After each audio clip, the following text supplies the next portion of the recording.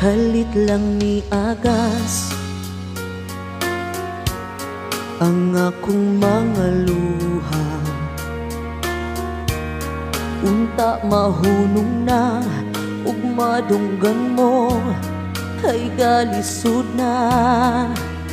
Kindughan ko gisundan bisag asa ug nagpakiluoy na.